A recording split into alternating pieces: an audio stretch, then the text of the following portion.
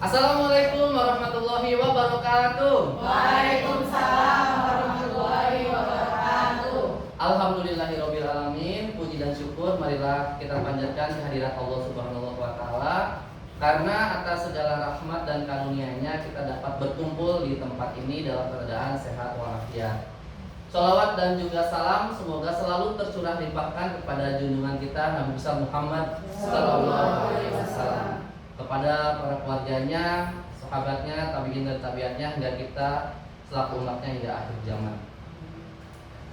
Bapak dan Ibu yang saya hormati, pertama-tama saya ingin mengucapkan banyak terima kasih kepada Bapak dan Ibu karena sudah menyediakan waktu untuk dapat hadir dalam kegiatan diseminasi tentang budaya positif ini ya.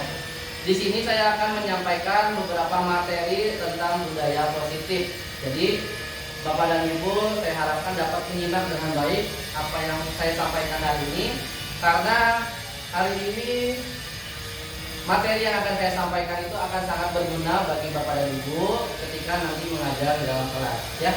Untuk lebih semangat sebelum kita memulai kegiatan diseminasi ini, saya ingin melakukan ice breaking terlebih dahulu ya, untuk meningkatkan konsentrasi ibu guru hebat semuanya ya. Di sini ada yang bermasalah dengan warna? Iya? Nggak ada? Alhamdulillah, karena hari ini kita akan sedikit melakukan permainan dengan warna ya. Mari kita mulai bermain dengan warna. Oke. Bu Penny, ada masalah nggak sama warna? Nggak ada? Oke. Coba sebelah kiri warna apa? Merah. Yang kedua? Kuning. Yang ketiga? Hijau. Keempat? Biru. Kelima? Orange. Keenam? Oke. Jadi bisa ya kelihatan warnanya ya. Kuning sama orange hati-hati karena hampir serupa ya. Biru yang keempat benar? Ya. Jadi ambil warna inti kayaknya. Iya, ambil warna inti. Tapi ada warna ungu juga nanti di sana. Jadi Bapak dan Ibu silakan lihat warna apa yang muncul di layar ya. Instruksinya adalah sebutkan warna yang muncul di layar. Sudah siap? Benar? Tidak ada masalah dengan warna? Ya. Oke. Kita mulai dengan warna yang pertama. Tolong dijawab dengan lantang. Hitam. Wih, bener jagoan. Lagi. Merah. Merah, betul? Biru. Bagus. Kuning. Merah. Ungu. Biru. Orange. Itu orange. Memang lebih serupa. Biasa. Hijau. Oke. Kuning. Abu-abu. Benar, abu-abu. Terakhir, terima kasih. Berarti aman ya. Konsentrasinya sudah sangat baik, karena biasanya kalau belum konsentrasi dia akan membaca tulisannya. Nah, kita mulai dengan materi yang pertama. Ini materinya akan sangat panjang karena pada materi budaya positif ini ada 6 pembahasan yang akan saya sampaikan. Pembahasan yang pertama ini mengenai teori kontrol. Wah, ini materi yang sangat seru sekali. Disiplin positif dan nilai-nilai kebajikan unit besar. Jadi tujuannya adalah di sini Bapak dan Ibu akan mengetahui makna kontrol dari paparan teori kontrol Dr. William Glasser. Yang jelas bukan orang Indonesia ya, karena namanya William Glasser. Tentang miskonsepsi yang terjadi di kehidupan sehari-hari. Menjelaskan makna disiplin positif, juga pentingnya memilih dan menentukan nilai-nilai kebajikan apa yang akan diyakini dan disepakati oleh seluruh warga sekolah. Nah, oke, kita akan bermain terlebih dahulu. Di sini duduknya sudah berpasangan-pasangan, alhamdulillah. Bu Penny pasangannya mana? Lagi di rumah sakit. Ya, karena kita doakan semoga pasangan Bu Penny lekas diberikan kesembuhan. Amin. Cocok. Nah, Bu Penny berarti pasangannya sama siapa? Laptop aja. Ya udah, Bu Penny jadi ininya aja, pengamat terlebih dahulu. Nah, sama saya dikasih tugas, Bapak dan Ibu guru silakan teman-teman pasangan sama saya dikasih waktu setiap orangnya itu 30 detik untuk melakukan usaha-usaha jurus-jurus pamungkasnya agar pasangan satunya itu mau melakukan yang Bapak Ibu lakukan. Ya, di sini tindakannya hanya mudah sekali. Misalkan saya sama Bu Penny. Bu Penny nanti akan saya minta untuk menggenggam tangannya. Ya. Nah, lawannya harus memaksa Bu Penny bagaimana caranya agar Bu Penny mau membuka telapak tangannya. Silakan gunakan rayuan-rayuan mautnya Bu Loren. Ya. Silakan digunakan biar Bu Sri mau membuka kepala tangan itu. Terserah mau diiming-imingi apa. Sudah jelas? Kita mulai dari sisi sebelah kiri terlebih dahulu yang mengepalkan tangan. Berarti Bu Heni, Bu Gita, Bu Rati, Bu Loren, Bu Yunita, sama Bu Penny. Bu Penny sama aku nanti mainnya. Sini dong, sini dong. Nah, yuk. Sekarang kepalkan tangannya, Bu Rati, Bu Gita. Nah, Bu Titin, Bu Asri, Bu Yayan, Bu Sri, Bu Santi, dan Pak Diki harus merayu yang mengepalkan tangan ini agar mau membuka kepalan tangannya. 30 detik dimulai dari sekarang. Berhasil.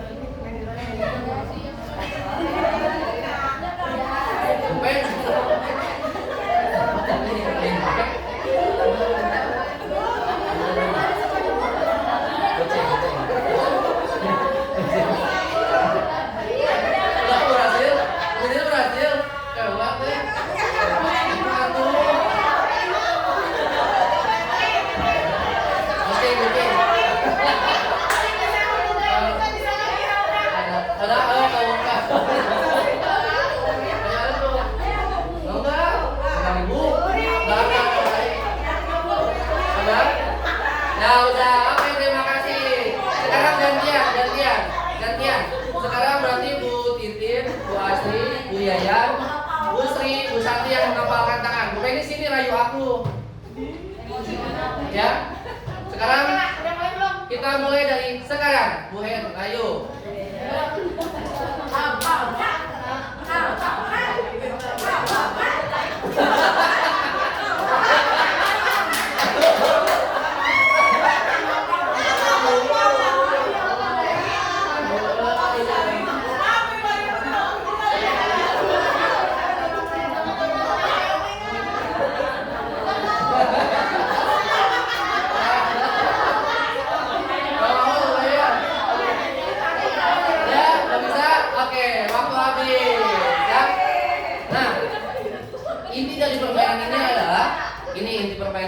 Kita akan menjawab beberapa pertanyaan. Pasti ada yang berhasil membuka tangannya, ada yang tidak. Aku Ya?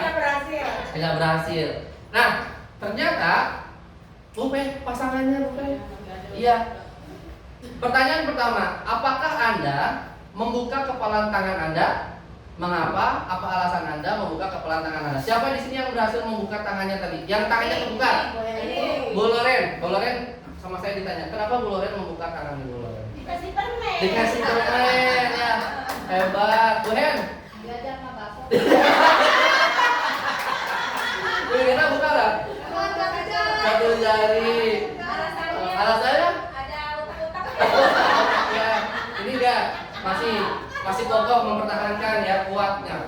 Jadi kepala tangannya sesuatu yang berbeda. Bulia. Nah, yang menutup nih. Bu Sri menutup, kenapa menutup? Kenapa tidak mau membuka tangan? Karena mau diramal. Mau dirawat. Bu Santi? Mau diramal. Mau dirawat juga. Aku buka. Terima kasih 5.000. Kenapa kalian berdua nutup tangannya? Aku nutup karena katanya kamu diajak lagi jadi MC. Oh, iya. Ini terbuka atau tertutup? Tutup. Tertutup kenapa? Aku tidak tertarik Aku tidak tertarik dengan rayuannya. rayuannya. Dan rayuan. Bu Titin kebuka apa? Kebuka. Kenapa mau buka tadi? Karena kita testing. Oh, ya. Nah, dalam kegiatan ini tadi, siapa yang memegang kendali? Apakah orang yang mengepalkan tangan atau orang yang merayu? Siapa yang memegang kendali dalam permainan tadi? Yang mengepalkan tangan. Ya, jadi yang mengepalkan tangan itu adalah orang yang memegang. Setuju nggak? Setuju ya? Betul. Yang memegang kendali itu adalah orang yang mengepalkan tangan. Nah, ini biasanya yang kita lakukan kepada anak. Sebenarnya anak itu memiliki kemampuan kontrolnya sendiri. Jadi sekeras apapun kita memaksa anak, kalau anak itu tidak tersentuh hatinya, kalau anak itu tidak mau membuka dirinya, tidak mau melakukan apa yang dilakukan oleh Bapak Ibu guru, apa yang kita sampaikan itu akan sia-sia. Betul? Anak pasti akan kembali lagi melakukan perbuatan yang tidak diinginkannya. Nah, tetapi ketika anak itu sudah mau menerima apa yang kita sampaikan, dia akan membuka tangannya dengan sendirinya. Oh iya benar, ternyata apa yang saya lakukan itu tidak baik. Itu adalah kesadaran anaknya sendiri. Ketika anak itu sudah sadar, dia mau sendiri memperbaiki hidupnya, memperbaiki perilakunya, maka dia akan dengan sendirinya melakukan apa yang kita inginkan. Nah, itulah tadi pesan dan permainan yang kita lakukan. Jadi sebenarnya kita itu tidak memiliki kontrol penuh terhadap anak. Kita tidak bisa memaksakan anak harus A, B, C, dan D. Ya, kita harus bisa gimana caranya agar anak itu menyadari bahwa perbuatan yang baik itu yang seperti apa, perbuatan yang salah itu yang seperti apa. Seperti itu, ya. Tepuk tangan buat semuanya dulu. Ya, itu satu materi udah selesai tentang bukti kontrol, ya. Nah, yang perlu kita pahami di sini adalah banyak guru yang memahami bahwa guru itu memiliki ilusi untuk mengontrol murid. Gua nih mau menang di kelas nih. Kalian harus mengikuti apa yang saya inginkan. Kamu harus A, B, C, dan D. Itu guru biasanya memiliki ilusi, memiliki hak untuk mengontrol muridnya. Ternyata di sini dijelaskan, pada dasarnya kita tidak dapat memaksa murid untuk berbuat sesuatu jikalau murid tersebut memilih untuk tidak melakukannya. Walaupun tampaknya guru sedang mengontrol murid. Hal demikian terjadi karena murid yang mengizinkan dirinya untuk dikontrol. Kalaupun nanti ada yang nurut, berarti dia udah mengizinkan, oh ya aku harus nurut sama ibu guru. Karena ibu guru ternyata memang memberikan teladan yang baik, kayak gitu. Itu karena dirinya sudah membuka diri. Kemudian teori kontrol ini menyatakan bahwa semua perilaku memiliki tujuan, bahkan terhadap perilaku yang tidak disukai. Jadi anak itu melakukan hal-hal yang tidak disukai itu pasti memiliki tujuan tertentu. Entah itu dia butuh kasih sayang, butuh perhatian, dan yang lain sebagainya. Yang kedua, ternyata ada ilusi bahwa semua penguatan positif itu efektif dan bermanfaat.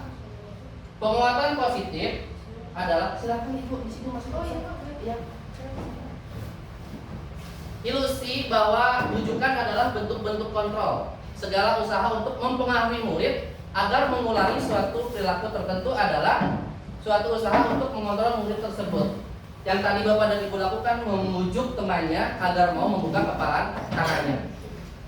Ternyata walaupun anak itu kita mau melakukan, ternyata itu hanya dalam jangka waktu tertentu saja.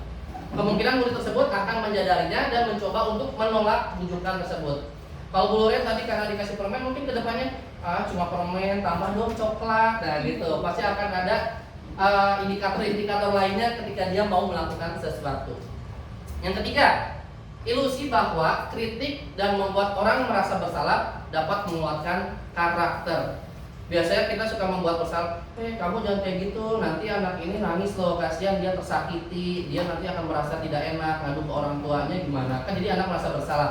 Nah itu ada tuh ilusi bahwa kritik dan membuat orang merasa bersalah itu dapat menguatkan karakter, itu hanya ilusi saja. Menggunakan kritik dan rasa bersalah untuk mengontrol murid menuju pada identitas gagal.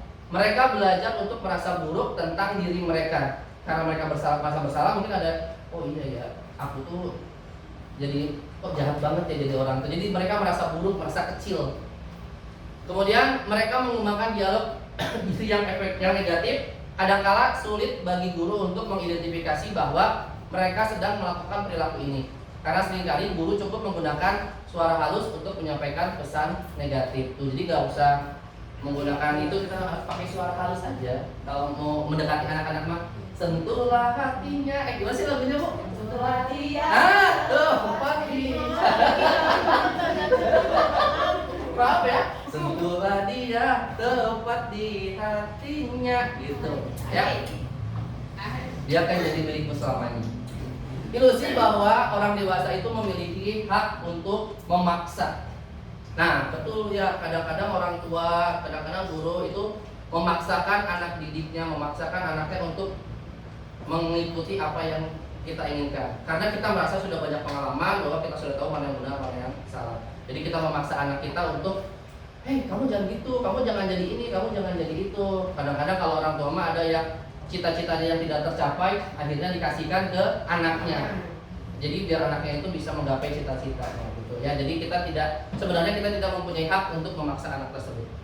Nah, Bapak dan Ibu, di sini ada dua perbandingan antara stimulus respon dan teori kontrol. Pada stimulus respon itu realitas atau kebutuhan kita itu sama. Jadi menganggap bahwa kita itu memiliki kebutuhan yang sama, memiliki pemahaman yang sama. Sedangkan di teori kontrol itu realitas kebutuhan kita itu berbeda. Jadi kebutuhan guru sama kebutuhan murid itu pasti berbeda. Yang kedua, semua orang melihat hal yang sama. Pada stimulus respon ini kita menganggap bahwa semua orang itu melihat hal yang sama. Sedangkan teori kontrol, setiap orang itu memiliki gambaran yang berbeda-beda. Yang ketiga, kita mencoba mengubah orang agar berpandangan sama dengan kita. Yaitu tadi, kita membujuk anak, kita merayu anak agar sepemikiran sama kita. Padahal dalam teori kontrol itu kita berusaha memahami pandangan orang lain tentang dunia. Jangan memaksakan sudut pandang kita, tetapi kita bebaskan mereka untuk melihat dunia ini dengan sudut pandangnya masing-masing. Perilaku buruk dilihat sebagai suatu kesalahan. Sedangkan pada teori kontrol, semua perilaku itu memiliki tujuan. Selanjutnya, orang lain itu bisa mengontrol saya. Kalau teori kontrol, hanya Anda yang bisa mengontrol diri Anda. Betul. Jadi kita tidak bisa dikontrol sama orang lain, hanya diri kita sendiri apabila mengizinkan. Saya bisa mengontrol orang lain, padahal tuh sebenarnya kita itu tidak bisa mengontrol orang lain. Pemaksaan ada pada saat bujukannya gagal. Biasanya ketika membujuk gagal nih dipaksa mengakui kesalahan yang tidak dilakukannya. Itu salah. Harusnya ada kolaborasi dan konsensus yang menciptakan pilihan-pilihan baru. Dan terakhir, model berpikirnya menang dan kalah. Jadi ada orang yang menang, ada orang yang kalah. Kalau di tadi yang teori stimulus, kalau yang teori kontrol ini model berpikirnya menang-menang. Jadi dua-duanya bisa menang, mendapatkan sesuatu yang sesuai dengan kebutuhannya masing-masing. Nah, kemudian selanjutnya Bapak dan Ibu ada makna disiplin. Apa sih makna disiplin itu? Apa makna disiplin? Melakukan sesuatu sesuai dengan peraturan. Itu makna disiplin. Di sini Ki Hajar Dewantara menjelaskan makna disiplin itu dengan berbeda. Nanti akan kita pelajari bersama. Nah, Bapak dan Ibu pasti sering mendengar tentang disiplin positif. Apa sih tujuan disiplin positif? Ternyata tujuan dari disiplin positif ini adalah menanamkan motivasi yang ketiga pada murid-murid kita, yaitu untuk menjadi orang yang mereka inginkan dan menghargai diri sendiri dengan nilai-nilai yang mereka percaya. Ketika murid-murid kita memiliki motivasi tersebut, mereka telah memiliki motivasi intrinsik yang berdampak jangka panjang. Motivasi yang tidak akan terpengaruh pada adanya hukuman atau hadiah. Di sini yang ditekankan adalah motivasi intrinsik. Motivasi intrinsik itu berbeda dengan motivasi eksternal. Motivasi intrinsik itu berarti dia memiliki kesadaran diri sendiri untuk melakukan perbuatan disiplin positif. Kalau motivasi eksternal itu biasanya ada dorongan dari pihak lain, pihak luar. Misalkan, hei kamu harus jadi anak yang pintar, nanti kalau kamu juara kelas, kamu sama ibu dikasih hadiah. Berarti anak itu akan belajar karena ada iming-iming hadiah. Gitu. Itu namanya motivasi eksternal. Kalau motivasi intrinsik, tanpa ada iming-iming, dia mau belajar dengan sendirinya. Misalkan, oh iya saya tuh harus belajar ya untuk membanggakan kedua orang tua saya. Jadi dia mau belajar atas kemauan sendiri, bukan karena ada iming-iming dari pihak lain. Seperti itu. Nah, sekarang mari kita membahas tentang konsep disiplin positif. Di sini ada suatu artikel ya. Kita akan membaca suatu artikel. Ketika mendengar kata disiplin, apa yang terbayang di benak Anda? Apa yang terlintas di pikiran Anda? Kebanyakan orang akan menghubungkan kata disiplin dengan tata tertib, ya, teratur dan kepatuhan pada peraturan yang seperti tadi disampaikan oleh Bu Rati. Kata disiplin juga sering dihubungkan dengan hukuman, padahal itu sungguh berbeda. Karena belajar tentang disiplin positif itu tidak harus dengan memberikan hukuman, justru itu adalah salah satu alternatif terakhir. Dan bila perlu tidak digunakan sama sekali. Jadi hukuman itu adalah alternatif terakhir Bahkan kalau bisa jangan sampai kita gunakan uang itu. Dalam budaya kita, makna kata disiplin ini dimaknai menjadi suatu yang dilakukan seseorang pada orang lain untuk mendapatkan kepatuhan. Kita cenderung menghubungkan kata disiplin dengan ketidaknyamanan. Bapak pendidikan kita, Ki Hajar Dewantara, menyatakan bahwa di mana ada kemerdekaan, disitulah harus ada disiplin yang kuat. Sungguh pun disiplin itu bersifat self-disiplin, yaitu kita sendiri yang mewajibkan kita dengan sekeras-kerasnya. Tetapi itu sama saja, sebab jikalau kita tidak cukup melakukan self-disiplin, wajiblah penguasa lain mendisiplinkan diri kita. Dan peraturan demikian itulah harus ada di dalam suasana yang merdeka. Jadi kita itu boleh mendisiplinkan orang lain ketika orang lain sudah tidak memiliki disiplin di dalam dirinya. Itu baru boleh dilakukan, karena itu menurut Ki Hajar Dewantara.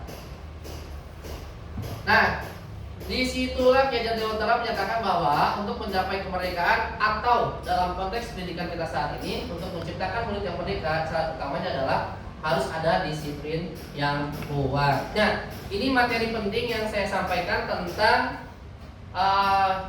budaya positif atau disiplin. Baiklah, karena masih banyak materi-materi selanjutnya, di sini saya akan langsung masuk ke materi yang kedua. Apa itu nilai-nilai kebajikan universal? Nih, nanti kalau misalkan Bapak dan Ibu mengikuti CGP akan diajarkan tentang nilai-nilai kebajikan universal. Nilai kebajikan universal di sini adalah nilai-nilai yang diakui oleh seluruh dunia. Nilai kebaikan yang diakui oleh seluruh dunia. Ada yang tahu contohnya apa? Contohnya, saya kasih contoh apa? Jujur, benar. Di negara manapun, berbicara dengan siapapun, ketika kita berkata jujur, itu pasti dianggap suatu kebaikan. Betul? Mencuri, ada nggak di negara? Oh, mencuri itu hal yang baik? Tidak ada, ya.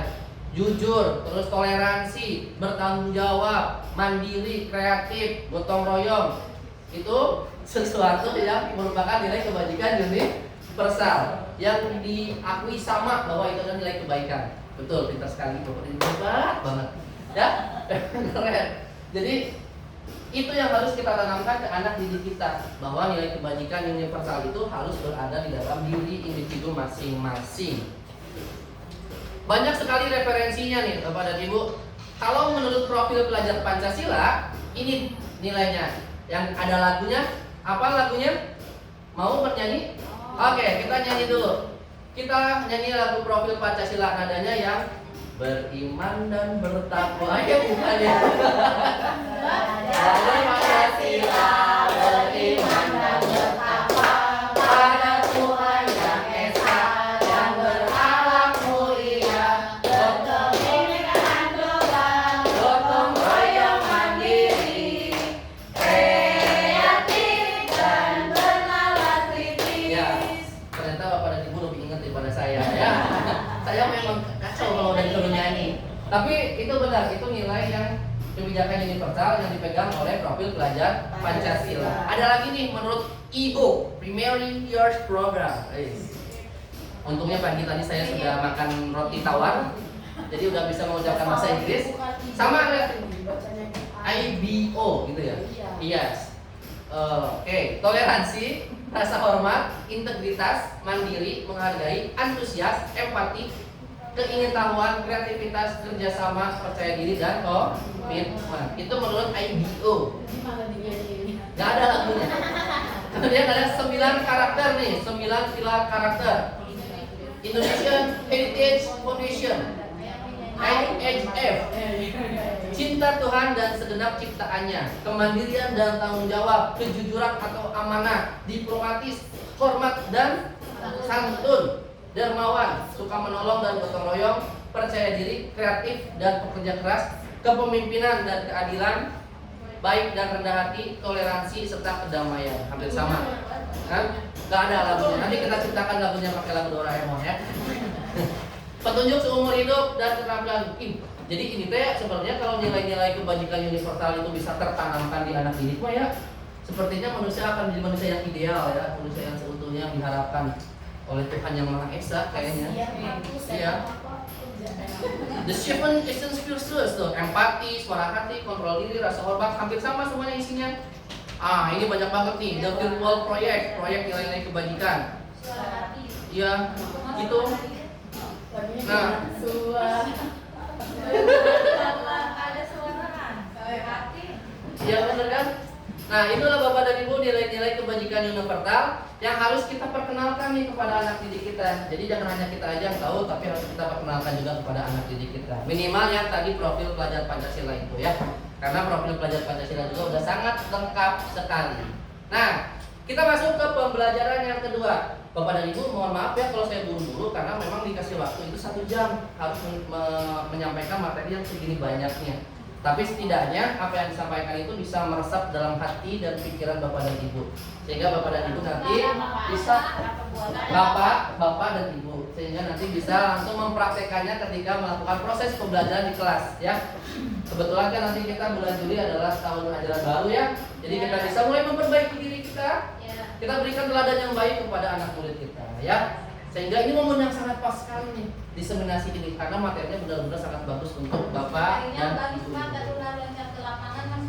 Ya betul sekali Bu Yayan. Betul. Ya itu yang sangat diperdebatkan oleh mahasiswa CGP dengan fasilitator karena ketika udah juga gimana? Benar. Kayak memangkal. Nah, Bapak dan Ibu, ada yang namanya motivasi perilaku manusia. Ini harus kita sadari bahwa ada motivasi perilaku manusia. Apa saja yang membuat manusia itu akan termotivasi untuk melakukan. Ketika Bapak dan Ibu sudah tahu hal ini, bisa diterapkan. Oh, ternyata motivasinya Bu Aslimah kalau dikasih ayam goreng. Nah, nanti itu bisa kita manfaatkan. Jadi kita harus tahu dulu nih. Kalau Bu Loren kan tadi cukup permen aja motivasinya untuk membuka telapak tangannya, ya. Permen Popiko gitu. Ya. Mau diajak main. Nah, ini ngebaso Besti tuh. Berarti naon? Berarti nggak mau katanya. Ada pertanyaan nih. Pernahkah Anda melakukan sesuatu hanya untuk mendapatkan senyuman dari orang lain? Apa sebenarnya? Pernahkah Anda melakukan sesuatu hanya untuk mendapatkan senyuman dari yang lain? Kalau aku mah sering banget. Zaman dulu masih muda ketika belum menikah saya ingin membuat senyuman di mukanya. Tebas pesona ya? Iya, tebas pesona. Nah, tapi sebenarnya kalau guru-guru satu di Sodoma ya bukan untuk mengharapkan senyuman, tapi kalian mah bikin orang lain ketawa itu seringan tuh. Ya, bener. Ngomong dulu wae, nggak ada yang serius. Bener, apalagi MC kemarin 2 orang tuh. Ya. Ngomong wae kan bodoh tuh. Bener kan? Ada yang pakai mic nyanyi-nyanyi coba tuh. Padahal nggak ada mic-nya. Ada yang lagi liburan main gitar tuh. Aneh ya? Karena itu kita melakukan sesuatu untuk membuat orang lain tersenyum, bahagia. Kenapa? Ya itu harus dilakukan penelitian ya. Nanti silakan lakukan penelitian ilmiahnya. Nah, ternyata ada 3 motivasi perilaku manusia nih menurut Diana Gosen. Gosen bukan aplikasi ya. Namanya emang Diana Gosen. Bukan Diana bekerja di Gosen, bukan. Tapi nama kepanjangannya itu Diana Gosen. Yang pertama, ternyata orang itu termotivasi karena untuk menghindari ketidaknyamanan atau hukuman. Ya, Gosen. Itu Gosen apa Gosen apa Gasen? Kalau kayak biasa jadi J itu. Nah, ternyata untuk menghindari hukuman atau ketidaknyamanan ini adalah tingkatan terendah dari motivasi perilaku manusia. Apa yang akan terjadi apabila saya tidak melakukannya? Ini tingkatan terendah berarti ketika kita rajin sholat karena takut masuk neraka ya. Berarti itu adalah tingkatan terendah. Ya benar kan? Puasa karena takut dimarahin mama. Nah, itu biar pengen dapat uang ternyata itu tuh tingkatan terendah ya, takut sama hukuman teh ya. Oh, Masya Allah. Berarti selama ini tingkatan saya rendah banget ya. Astagfirullahaladzim. Yang kedua, untuk mendapatkan imbalan atau penghargaan dari orang lain. Ini motivasi yang kedua. Satu tingkat ternyata hanya satu tingkat di atas motivasi yang pertama tadi. Di sini orang berperilaku untuk mendapatkan imbalan dan penghargaan dari orang lain. Orang dengan motivasi ini akan bertanya, apa yang akan saya dapatkan? Ya, tapi banyak loh murid-murid yang kayak gitu. Wah, nanti saya dapat apa gitu. Ya kan minimal dapat nilai lah ya pertama. Bener kan? Pasti aku dapat apa kalau aku paling bagus kayak gitu kan, pasti banyak tuh mendapatkan imbalan. Mereka melakukan sebuah tindakan untuk mendapatkan pujian dari orang lain yang menurut mereka penting dan mereka letakkan dalam dunia berkualitas mereka. Ya betul sih, banyak memang anak-anak tuh pengen ikuti. Tapi ketika kita memberikan pujian itu suatu ungkapan apresiasi sebenarnya. Iya. Tadi kiwaran. Nah, untuk menjadi orang yang mereka inginkan dan menghargai diri sendiri dengan nilai-nilai yang mereka percaya. Ini yang motivasi terbaik. Ya, ini motivasi yang terbaik. Kita harus menjadi orang yang mereka inginkan dan menghargai diri sendiri dengan nilai-nilai yang mereka percaya. Orang dengan motivasi ini akan bertanya, akan menjadi orang yang seperti apabila saya melakukannya. Seperti apabila saya melakukannya. Mereka melakukan sesuatu karena nilai-nilai yang mereka yakini dan hargai. Tuh. Dan mereka melakukannya karena mereka ingin menjadi orang yang melakukan nilai-nilai yang mereka yakini tersebut. Ini adalah motivasi yang akan membuat seseorang memiliki disiplin positif karena motivasi berlakunya internal, bukan eksternal. Ya. Nah, berarti gini, kalau dihubungkan lagi dalam keagamaannya, awalnya anak itu memang harus dipaksa terlebih dahulu untuk melaksanakan sholat. Namun ketika sudah terbiasa, ya dia akan menjadi suatu kebiasaan, menjadi habit di dalam dirinya. Bahkan ketika dia tidak melakukan kegiatan tersebut, mereka ada sesuatu yang hilang, tidak nyaman di dalam hidupnya, ya kan? Kadang ada yang sudah sampai seperti itu. Nah itu berarti sudah memiliki motivasi internal yang sangat baik. Jadi kita harus bagaimana caranya? Nah ini pertanyaannya, bagaimana caranya? Bagaimana caranya untuk benar? Adanya? Ya benar kan? Ya benar kayak gitu. Bagaimana caranya agar anak-anak itu punya motivasi internal? Itu yang belum kita temukan. Karena A, B, C, D sampai 28 murid, bahkan sampai 40 murid, kita nggak tahu kan motivasinya berbeda-beda. Nah itu kita harus bisa sentuhlah dia tempat di hati. Jangan gitu lagi. Terusan 30 menit lagi. Agung. Ya, biar cepet ya. Es breaking. Mulia mau es breaking, Mulia. Oke. Mau? Ada? Oke. Kita panggil Mulia maju ke depan untuk memimpin es breaking kita hari ini. Ya, bakalan. Ya juga ada nanti. Oh iya, boleh.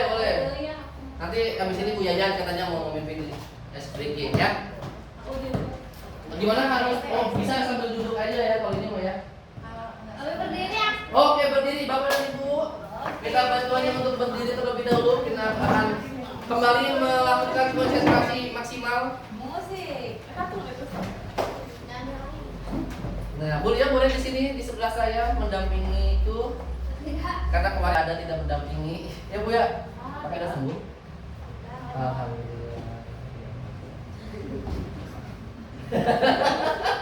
Dia lucu ya. Ayo. Mari kita sudah berdiri mulia nih. Oke. Semangat, tepuk semangat dulu, tepuk semangat.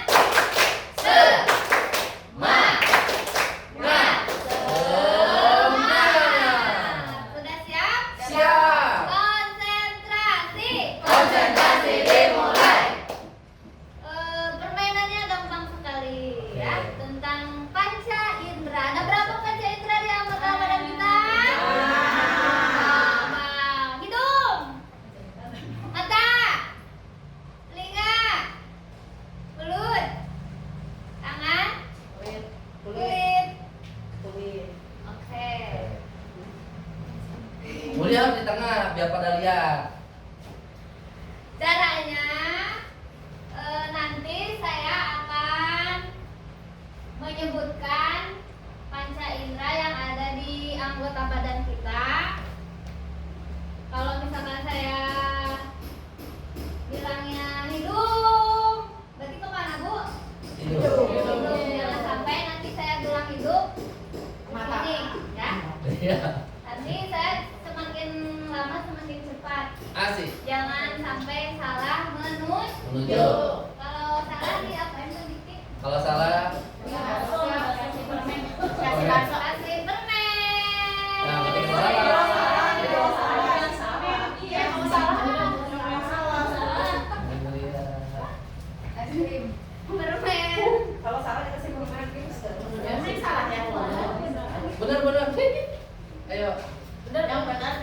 Tangannya semuanya diputar-putar. Coba tangannya diputar-putar dulu. Konsentrasi. Ya kuliah. Iya sayang. Awas jangan sampai terkesima. Keluarin hati-hati. Rajinnya putar. Nikmatin.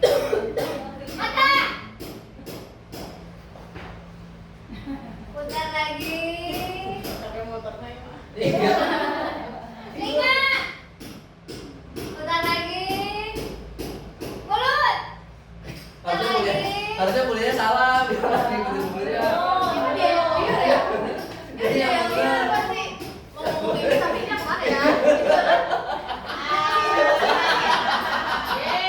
Enggak apa-apa. Lagi.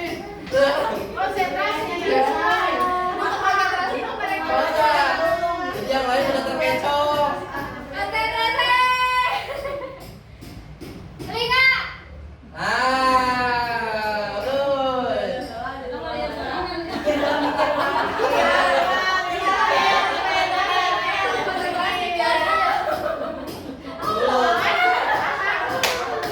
Udah. Tepuk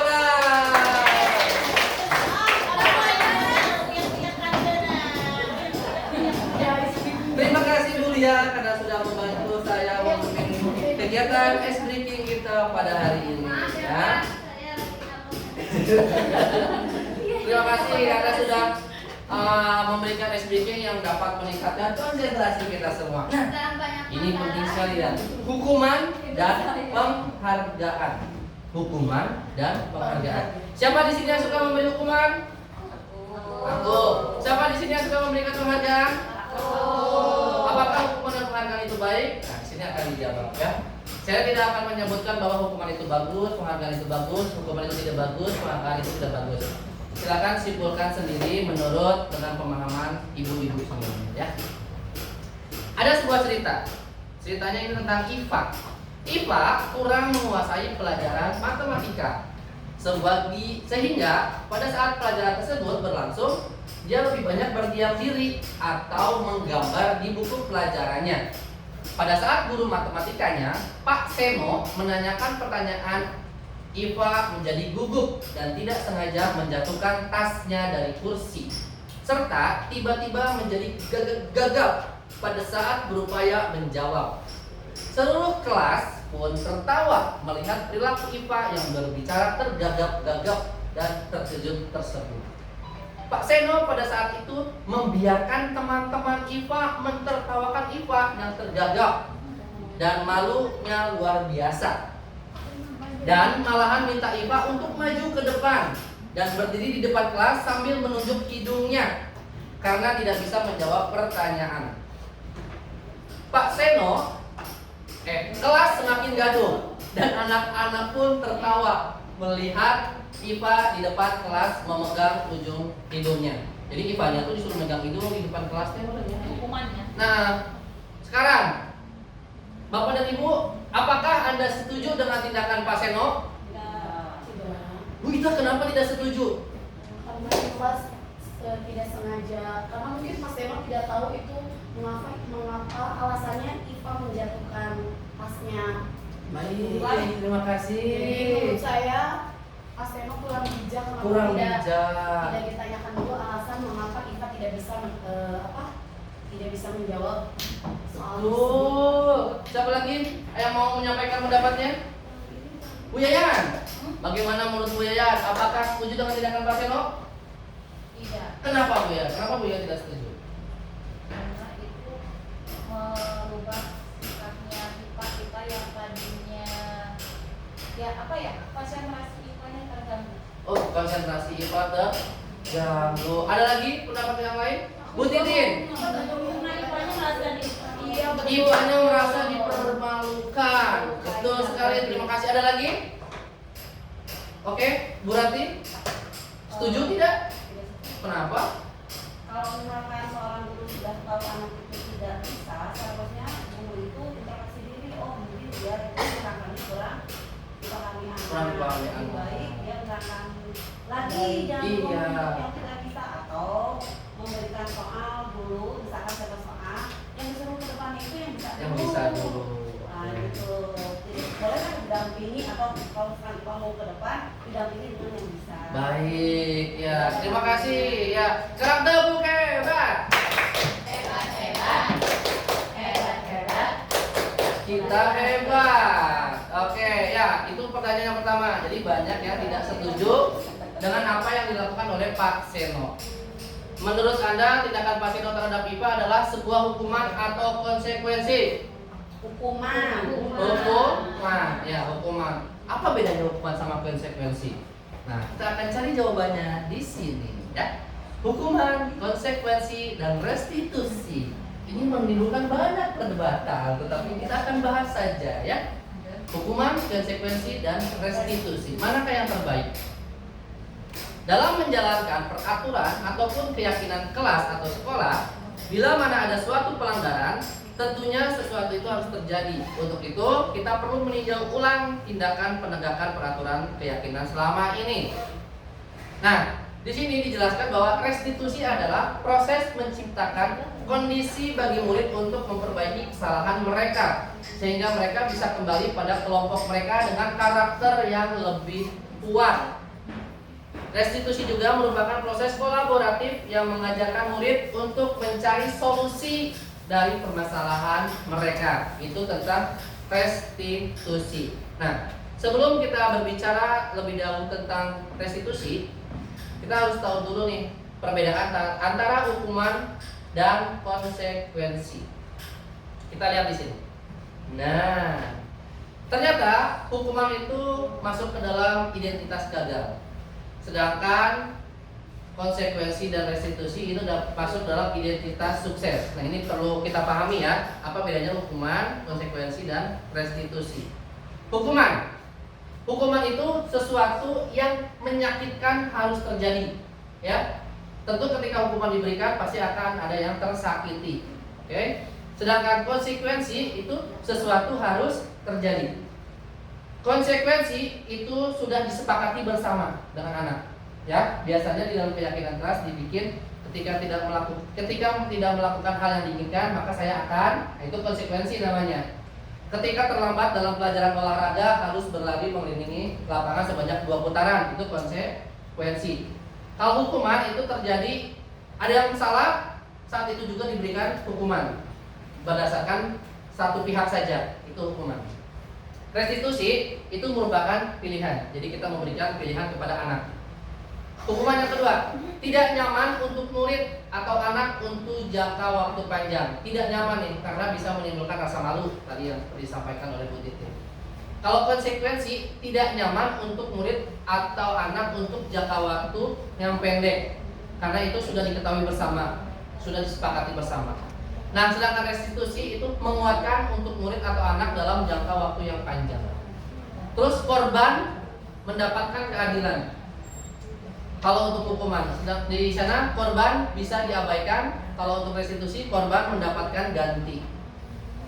Murid atau anak akan tersakiti. Murid atau anak dibuat tidak nyaman. Murid atau anak mendapatkan penguatan. Nah, masih ada lagi. Ada 1, 2, 3, 4. Ada 4 lagi. Perilaku pasif, agresif, dan meningkat. Kalau konsekuensi, penguatan hanya bertahan dalam jangka waktu pendek. Kalau restitusi, masalah terpecahkan. Hukuman, sistem tidak akan berjalan bila murid tidak takut. Jadi kalau anak yang udah gak takut sama hukuman, gak ngaruh. Nanti kamu A, B, C, D ya. Kalau kayak misalkan hal gitu, udah gak takut sama hukuman, ya gak ngaruh sama kita udah apa-apain juga. Kalau untuk konsekuensi, itu memerlukan monitoring dan supervisi terus-menerus dari guru. Restitusi, murid belajar bertanggung jawab untuk perilakunya. Tapi ini benar-benar berat. Kalau kita mau menerapkan restitusi itu sulit tapi bagus hasilnya. Berlaku hanya pada sebuah institusi, tidak berlanjut pada kehidupan nyata. Kadang hukuman itu hanya berlaku di sekolah saja. Kalau udah di luar lingkungan sekolah, ya mungkin mereka akan melakukan perbuatan yang dia suka itu, yang melanggar itu. Membantu penerapan mengikuti peraturan dalam masyarakat, fokus pada pemecahan masalah dalam jangka waktu panjang, dan terakhir, peraturan itu adalah kamu harus, kalau tidak kamu harus ini, kamu harus itu, kamu harus itu. Kalau konsekuensi, apa peraturannya? Mampukah kamu melakukannya? Terima kasih. Nah, itu untuk konsekuensi. Kalau untuk restitusi, apa yang kamu yakini? Apa yang bisa kamu lakukan untuk memperbaiki masalah itu? Jadi memberikan pilihan kepada anak. Dan murid atau anak membenci peraturan, karena kalau dihukum pasti akan membenci peraturan ini. Kenapa sih dia peraturan itu nyebelin banget? Murid atau anak menghormati peraturan, dan murid atau anak menghormati dirinya dan orang lain.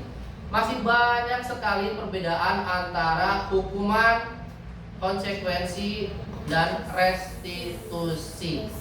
Ya, kalau di sini sih, kalau di materi ini dilihat bahwa restitusi itu adalah langkah terbaik yang bisa dilakukan oleh guru daripada memberikan hukuman. Oke, nah di sini ternyata kalau hukuman itu dibuat oleh guru kalau di dalam kelas. Kalau konsekuensi itu dibuat oleh guru dan murid atau anak. Nah, kalau restitusi dibuatnya oleh murid atau anak. Berdasarkan bagian di atas, maka kita bisa menyimpulkan bahwa hukuman itu bersifat tidak terencana atau tiba-tiba. Anak atau murid tidak tahu apa yang akan terjadi dan tidak dilibatkan. Dia nggak tahu nih kalau saya melakukan ini hukumannya akan apa. Sedangkan hubungan itu bersifat satu arah dari pihak guru yang memberikan dan murid yang menerima. Hukuman yang diberikan bisa berupa fisik maupun psikis.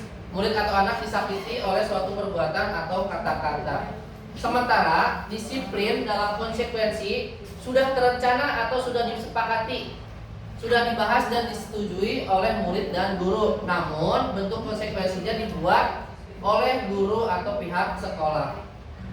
Dan murid sudah mengetahui sebelumnya konsekuensi yang akan diterima bila ada pelanggaran. Jadi karena sudah mengetahui konsekuensinya, berarti dia melakukan pelanggaran itu dengan sengaja. Oh, konsekuensinya saya sudah tahu, inilah ini.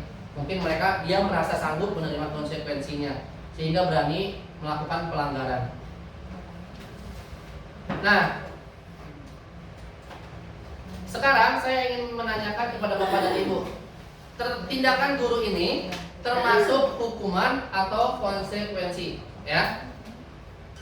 Mencatat 100 kali di dalam buku kalimat, saya tidak akan terlambat lagi karena terlambat ke sekolah. Itu hukuman apa konsekuensi?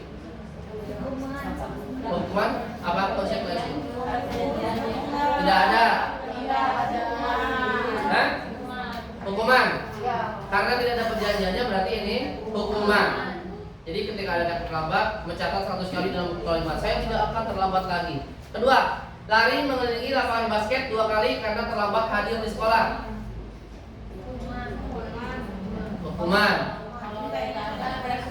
Hukuman apa konsekuensi? Hah? Cuma sedikit. Ya, berarti harusnya itu di kalimat ditambahkannya sudah ada kesepakatan atau belum, ya. Kalau sedikit-sedikit itu konsekuensi.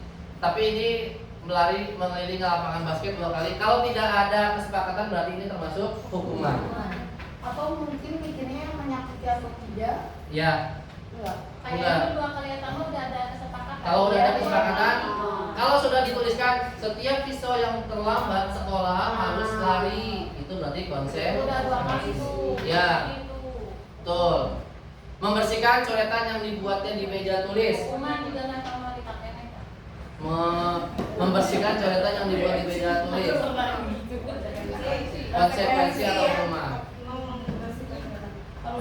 Konsekuensi, karena ketika kita melakukan perbuatan, konsekuensinya harus membersihkan meja. Bisa dicat lagi, bisa dikerok, dicat lagi. Itu banyak. Murid diminta untuk pesan 15 kali, Bu Pen, karena tidak menggunakan masker. Konsekuensi atau hukuman? Nah, berarti ya karena sudah ditentukan ya. Pokoknya setiap segala sesuatu yang sudah tertuliskan dan disepakati bersama itu berarti konsekuensi. Ya, kalau secara mendadak tanpa ada kesepakatan berarti itu hukuman. Berdiri di depan kelas sambil mengangkat satu kaki, ini dulu banget nih. Karena tidak punya hukuman ya. Tapi sekarang udah jarang sih. Dulu mah saya pernah. Ya dulu banget itu. Namanya itu disetrap ya. Nggak bisa bacanya. Iya. Aku mau di SPG pernah. Bu pernah Bu di SPG? Oh dulu ya. Nih Alficon, ada Alficon. Siapa itu? Saya juga belum kenalan, ya. Mereka berkata, saat kita berulang kali menjanjikan hadiah kepada anak-anak agar berperilaku bertanggung jawab, atau kepada seorang murid agar mempelajari sesuatu yang baru, atau kepada seorang karyawan agar melakukan pekerjaan yang berkualitas, kita sedang berasumsi mereka tidak dapat melakukannya atau mereka tidak akan memilih untuk melakukannya. Tapi kalau misalkan diresapi dan dihayati, ternyata benar seperti itu. Ketika kita berpikiran, wah kayaknya nih anak gak mau ngerjain nih, kita udah berpikiran negatif terlebih dahulu. Akhirnya kita dengan sendirinya memberikan, ayo yang mau ngerjain dan selesai dengan hasil maksimal sama ibu akan dikasih hadiah. Dia akan dikasih catatan mengumpulkan yang pertama. Itu berarti kita secara tidak langsung berasumsi bahwa anak-anak itu tidak akan mau mengerjakan ketika tidak mendapatkan imbalan atau hadiah. Ya, berarti Alfikon ini benar ya, dia sudah melakukan penelitian. Nah, ini sebenarnya ini juga menimbulkan perdebatan nih. Ini sekarang kita akan mempelajari tentang penghargaan. Jadi sebetulnya zaman pembelajaran merdeka itu anak itu dimanja. Ya. Dulu maka ya itu ada hukuman ya.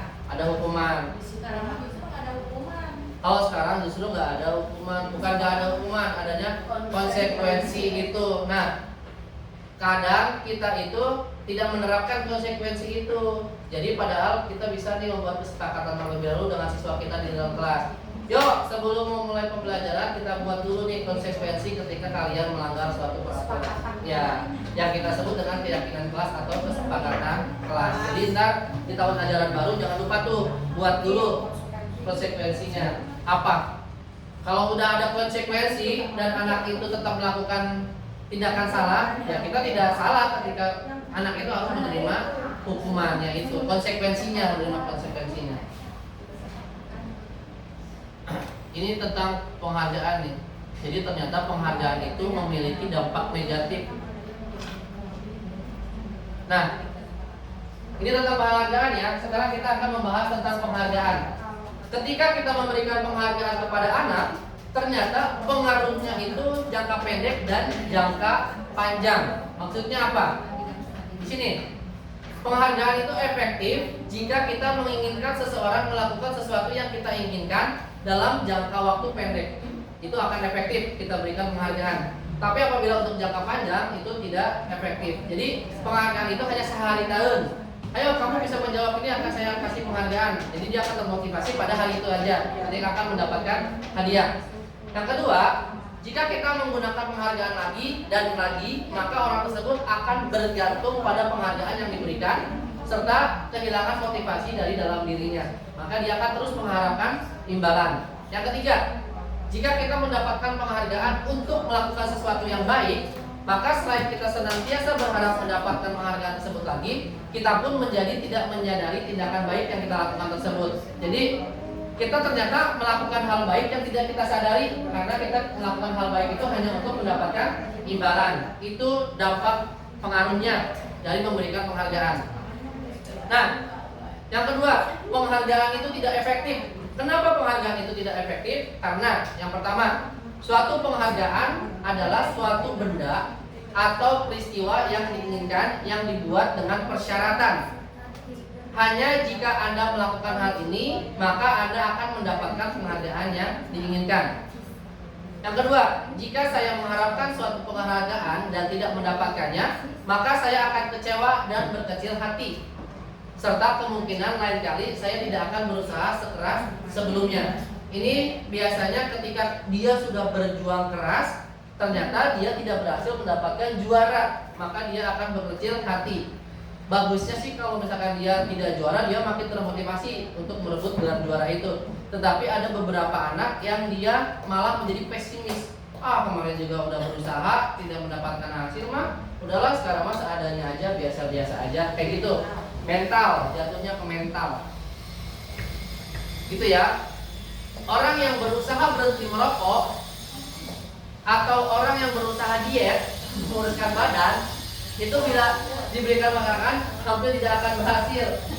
Ya, nggak akan. Bun, ayo ya diet nanti sama ayah dibeliin motor ya. Nggak mau. Tapi kalau udah dapat motor, udah selesai, benar? Nah itu. Nah kecuali kalau dari dalam diri, aku mau diet untuk memuaskan suami aku di rumah. Nah, itu akan manja terus, gitu ya. Ternyata penghargaan itu dapat merusak hubungan. Nah, terkadang kita bahwa penghargaan itu baik, tetapi ternyata di sini disebutkan bahwa penghargaan itu dapat merusak hubungan. Hubungan antara aku dan kamu, aku dan murid-murid, gitu, guru dan murid, banyak. Nih penjelasannya. Ketika seorang diberikan penghargaan atau dipuji di depan orang banyak, maka yang lain akan merasa iri. Ternyata hubungan baik itu antara yang mendapatkan hadiah dengan yang tidak mendapatkan hadiah. Ada yang merasa iri, dan sebagian dari mereka akan tidak menyukai orang yang diberikan penghargaan tersebut. Jika seorang guru sering memberikan penghargaan kepada murid-muridnya, besar kemungkinan murid-muridnya bermotivasi hanya untuk menyenangkan gurunya. Mereka tidak akan bersikap jujur kepada gurunya tersebut. Penghargaan menciptakan persaingan di dalam kelas, dan persaingan menciptakan kecemasan. Tapi kalau persaingan yang positif itu bagus. Di sini persaingan yang menimbulkan kecemasan. Mereka yang percaya bahwa mereka tidak memiliki kesempatan untuk mendapatkan penghargaan, maka dia akan berhenti mencoba. Itu sering terjadi ya. Ketika murid-murid kita sudah pesimis, sudah tidak merasa memiliki kemampuan, pasti kayak gini, percuma dah, aku mah gak akan bisa ngalahin dia mah, karena pasti dia lagi yang juara. Itu udah pesimis duluan. Nah itu penghargaan itu dapat merusak hubungan. Apalagi nih dampak dari penghargaan. Ternyata penghargaan itu dapat mengurangi ketepatan. Penghargaan pun dapat menurunkan kualitas, dan penghargaan mematikan kreativitas. Ternyata banyak sekali dampak dari penghargaan. Penghargaan sebagai menghukum. Ini yang diksi yang saya pikirkan secara terus-menerus nih. Penghargaan itu menghukum. Penghargaan menghukum. Kenapa suatu penghargaan tapi menghukum? Kan pertanyaannya kayak gitu, ya kan? Nah, di sini penjelasannya. Penghargaan menghukum mereka yang tidak mendapatkan penghargaan. Misalnya dalam sistem ranking, mereka yang mendapatkan ranking kedua itu akan merasa paling terhukum. Kenapa sih aku kok tidak bisa mendapatkan ranking 1? Maka dia akan merasa terhukum. Harusnya aku bisa tuh dapat ranking 1, itu merasa terhukum. Ibu mah lahir kayaknya karena deket sih itu mah sama ibu. Nah itu akan merasa terhukum. Jadi akan menimbulkan pikiran-pikiran negatif dalam diri. Memberikan penghargaan dan hukuman adalah hal yang sama, karena keduanya mencoba mengendalikan perilaku seseorang. Ayo kamu harus kayak gini, nanti sama ibu dikasih penghargaan. Itu proses mengendalikan orang lain.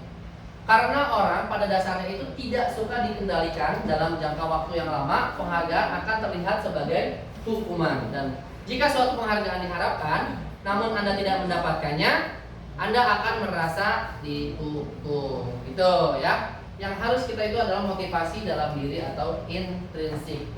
Ini pembahasan tentang hukuman, konsekuensi, restitusi, dan penghargaan.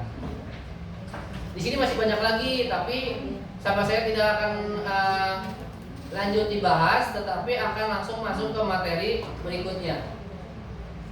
Mungkin ini akan materi terakhir yang akan saya sampaikan tentang keyakinan kelas. Terakhir ya ini ya, tentang keyakinan kelas.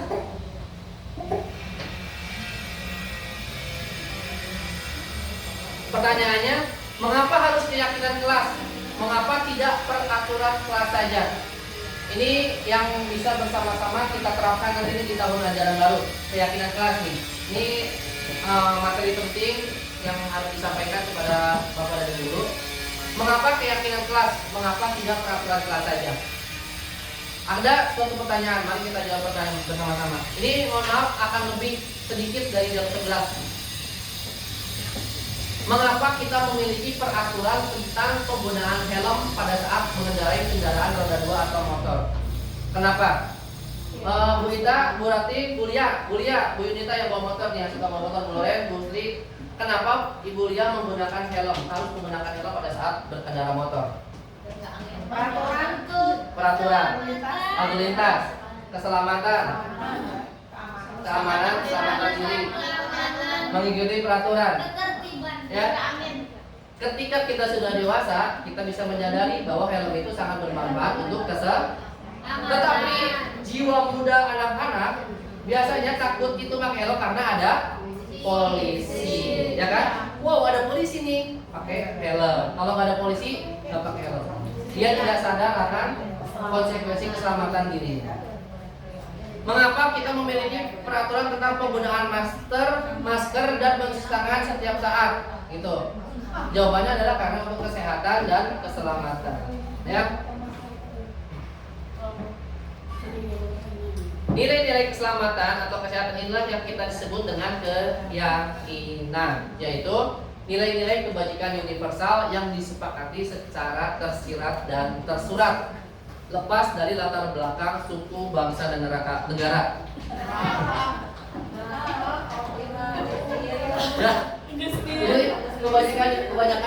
Ini kebajikan universal yang tadi sudah kita bahas pertama-tama, nilai yang sudah kita sepakati dan kita ketahui bersama-sama. Neraka. Nah, tahapan yang Bapak dan Ibu harus lakukan ketika mau membuat keyakinan kelas. Ini saya baru tahu pada saat mengikuti pendidikan ini. Ternyata membuat keyakinan kelas itu tidak hanya langsung, "Hai anak-anak, ayo kita buat kesepakatan nih, apa yang kalian mau di dalam kelas nih." Biasanya kan gitu ya. Apa yang kalian inginkan yang terjadi di dalam kelas nih. Biasanya kan kita langsung kayak gitu. Ternyata dalam membuat keyakinan kelas atau kesepakatan kelas itu ada tahapannya. Bagusnya ini tuh kita praktekkan sebenarnya. Tapi karena ini saya hanya menyampaikan garis besarnya saja, jadi saya hanya akan menyampaikan garis besarnya apa yang harus dilakukan, tidak mempraktekkan secara langsung. Tapi bagusnya ini nanti kita harus ada satu sesi lagi. Mungkin nanti pada saat Bu Anis perlu melakukan, nah kita harus terapkan prakteknya, dilanjutkan sama Bu Anis. Nih, yang pertama adalah kita harus melihat dulu daftar kebajikan yang telah disusun bersama, ya. Tentukan nilai-nilai kebajikan yang ingin dijadikan perhatian utama di sekolah Anda. Curah pendapat dalam kelompok. Gunakan beberapa nilai-nilai kebajikan yang utama, bahas kembali, dan buatlah poster atau muat di sosial media keyakinan sekolah atau kelas Anda. Oke. Pembentukan keyakinan sekolah atau kelas. Keyakinan kelas ini bersifat lebih abstrak daripada peraturan yang lebih rinci dan konkret. Keyakinan kelas berupa pernyataan-pernyataan universal. Pernyataan keyakinan kelas senantiasa dibuat dalam bentuk positif. Dalam bentuk positif itu jadi bukan gini, saya tidak akan membuang sampah sembarangan. Tidak akan membuang sampah sembarangan itu adalah bentuk negatif. Bentuk positifnya adalah saya akan membuang sampah pada tempatnya. Itu positifnya. Keyakinan kelas hendaknya tidak terlalu banyak sehingga mudah diingat dan dipahami oleh semua warga sekolah. Keyakinan kelas sebaiknya sesuatu yang dapat diterapkan di lingkungan tersebut.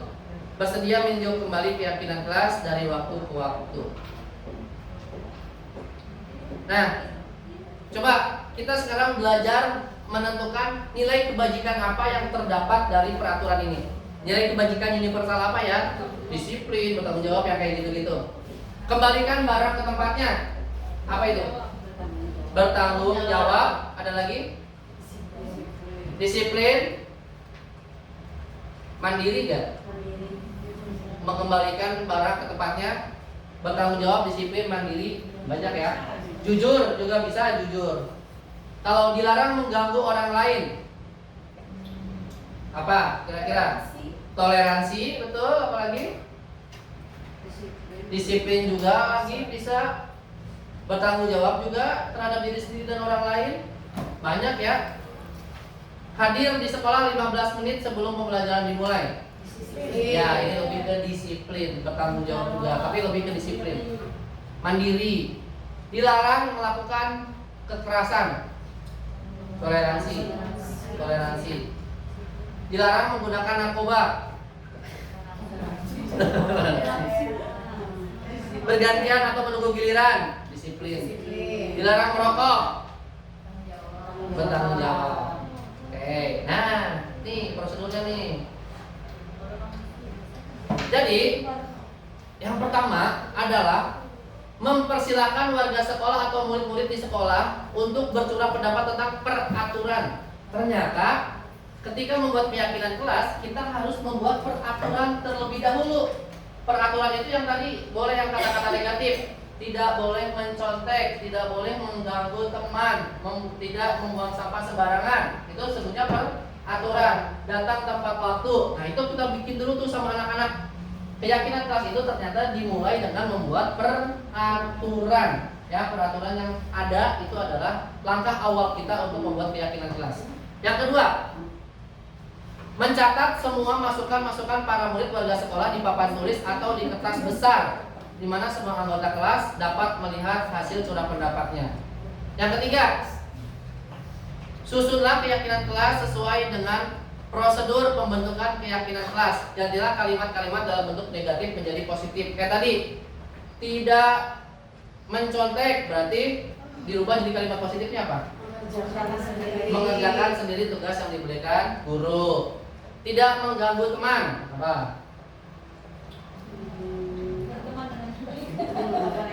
Berteman dengan baik, ya bisa.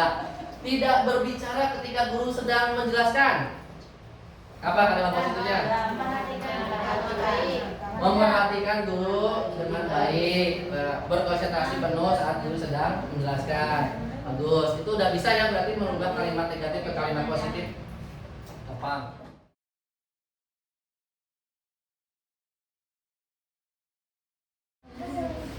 Assalamualaikum warahmatullahi wabarakatuh. Waalaikumsalam warahmatullahi wabarakatuh. Apa kabarnya hari ini anak-anak? Alhamdulillah luar biasa. Allahu Akbar. Alhamdulillahirabbil alamin. Semangat semuanya ya. Ya. Nah, sekarang coba dilihat teman kalian ada yang tidak masuk tidak? Masuk. Alhamdulillahirabbil alamin.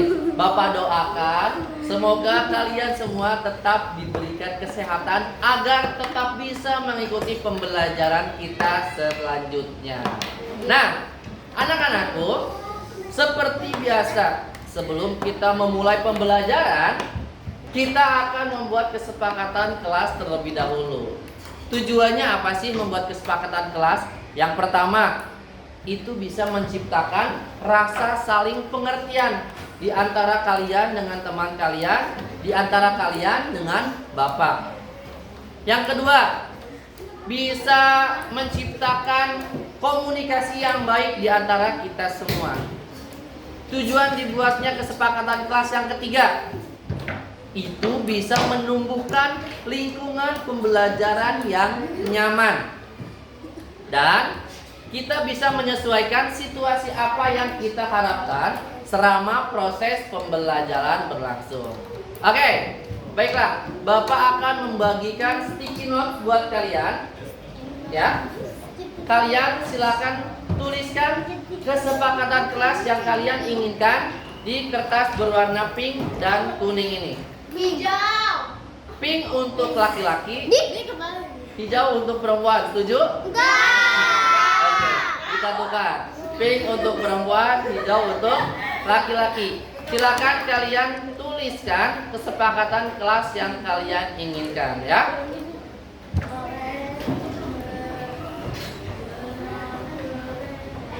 Bapak akan mulai membagikan kertas sticky notes-nya.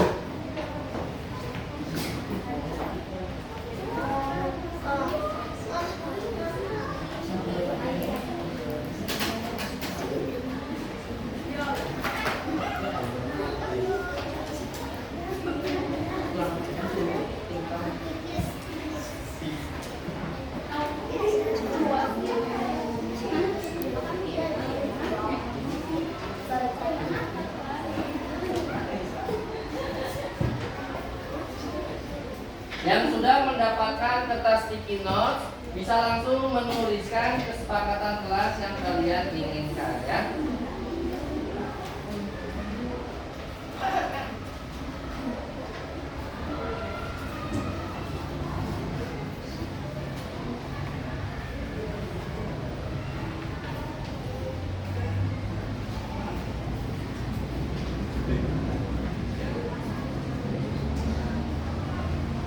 Ya, silakan kalian boleh mulai mengisi.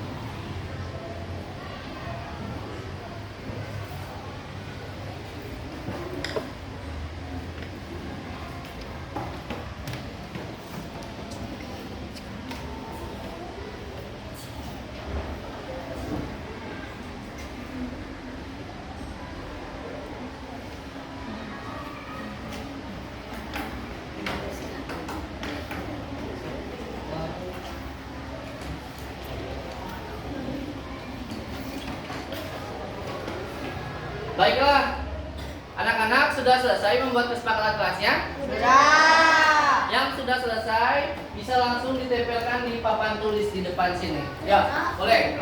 Secara bergantian. Boleh dicampur yang pink sama yang kuning, bebas. Ayo, dari sana dulu boleh sampai ditempel.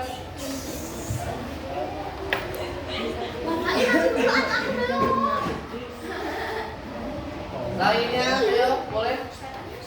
Rahasia, iya, rahasia. Sudah selesai ya? Tempel dulu ya. Bagus. Selanjutnya, ayo yang lainnya udah selesai, boleh langsung ditempelkan di depan. Eka, Agung udah selesai ya, Agung? Ya. Cika, boleh. Nafa dan Nara. Novi, Elsa, boleh. Ayo, secara bergantian tempel sesuaikan keinginan kalian. Boleh, ke bawah juga boleh. Ajak, ya, boleh. Ayo, Nafa.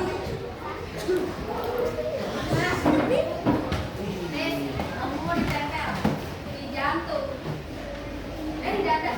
Ini di sebelah.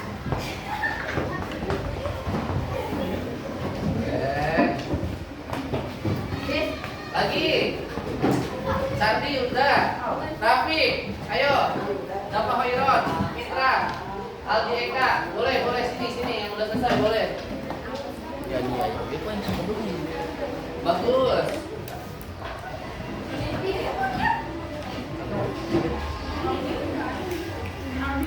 Yo, yang lain. Boleh secara bergantian, ayo. Mitra boleh sini.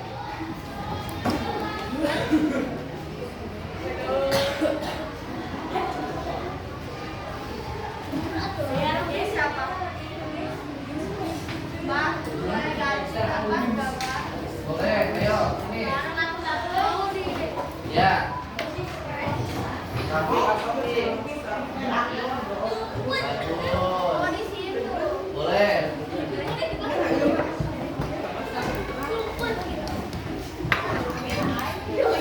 Elsa, boleh kasih Elsa.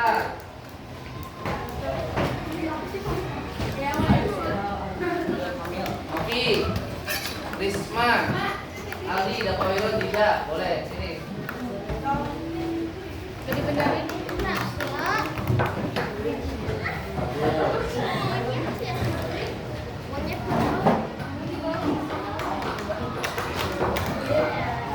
Yo, tidak, Cika udah belum? Nah. Oke, sudah tertempel semuanya. Nara, belum ya, Nara, semangat. Bebas Nara mau nulis apa aja juga boleh. Kesepakatan kelas yang Nara inginkan, yang ingin diciptakan di kelas ini seperti apa ya? Biar nanti saat pembelajaran itu tercipta suasana kelas yang kondusif, yang bisa menciptakan kenyamanan saat proses pembelajaran ya. Kita tunggu, tinggal Nara.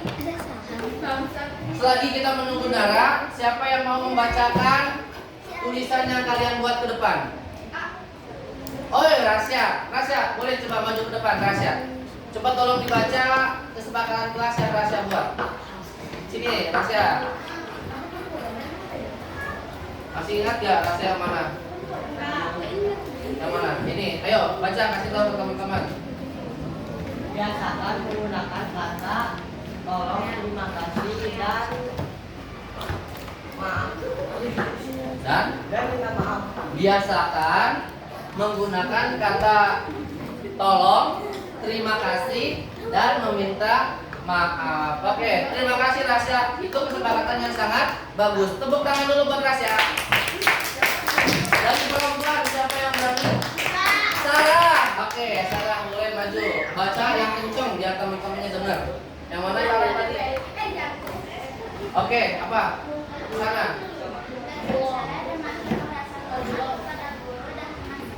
Berbicara dengan penuh rasa hormat kepada guru dan teman-teman. Ya, bagus sekali Sarah. Tepuk tangan buat Sarah. Laki-laki satu lagi siapa yang berani? Bibi.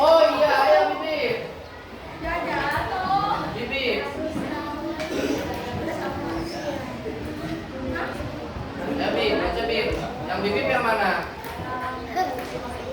Ya, baca Bib. Sana. Hafal nggak? Ayo.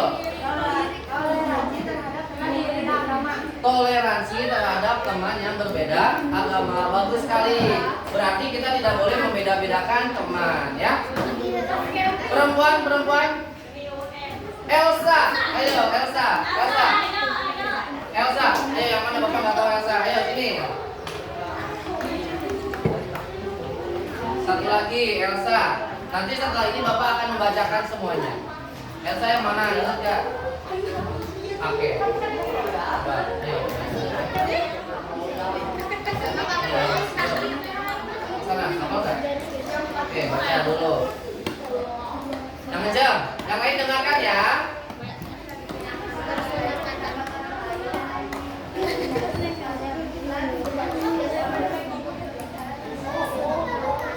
Bagus, dengarkan.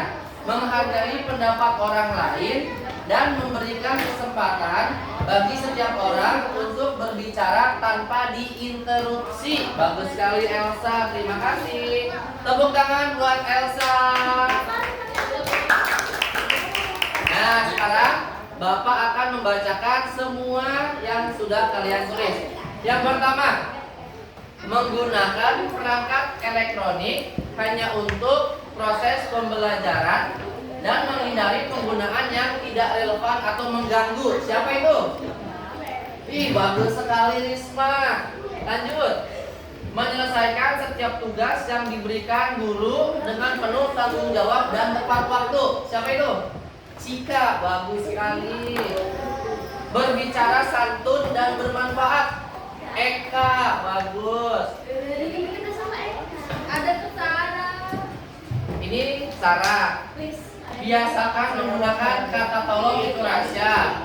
Kalau keluar minta izin terlebih dahulu. Siapa? Agung, bagus. Aktif dan bisa jadi turun sebaya. Siapa? Kazam, bagus. Selalu berdoa dan bersalaman. Siapa? Sardi, bagus Sardi. Terus membuang sampah pada tempatnya. Siapa? Yuda, keren Yuda. Tidak ada kekerasan dalam belajar dan bermain. Siapa itu? Bagas. Oke, bagus. Berperan aktif ketika belajar. Siapa? Rafi, keren Rafi. Menolong sesama teman. Fitra, bagus. Menggunakan teknologi dengan bijaksana sesuai aturan yang ditetapkan. Nafa, bagus sekali. Menghindari tindakan yang dapat membahayakan diri sendiri dan orang lain. Siapa itu? Novi, bagus. Memberikan pemberitahuan sebelumnya kepada guru jika tidak bisa hadir atau mengalami keterlambatan. Siapa? Dida, bagus Dida. Iya betul ya, itu penting. Kalian kalau tidak masuk atau terlambat harus meminta izin atau memberitahukan kepada Bapak. Menyelesaikan tugas dengan sangat baik. Siapa? Dafa Khairon, bagus. Berkomunikasi secara terbuka dan jujur. Aldi Eka, bagus. Terakhir. Menjaga kebersihan dan keamanan lingkungan kelas. Siapa itu? Nara. Ya, ini sudah bagus semua kesepakatan kelasnya ya. Jadi kita sudah sepakat ya. Ini kesepakatan kelas yang harus kita patuhi bersama ya. Oke, selanjutnya kita akan mulai proses pembelajaran. Tapi kalian harus ingat, nanti kesepakatan kelas ini harus kita buat menjadi sebuah poster yang sangat indah, lalu kita pajang di kelas kita agar kalian selalu ingat dengan kesepakatan kelas yang telah kita buat ya. Baiklah anak-anak, demikianlah pembuatan kesepakatan kelas kita. Bapak ucapkan terima kasih. Kita akan mulai lanjut untuk proses pembelajaran ya. Silakan kalian persiapkan buku tulisnya. Ya, bagus.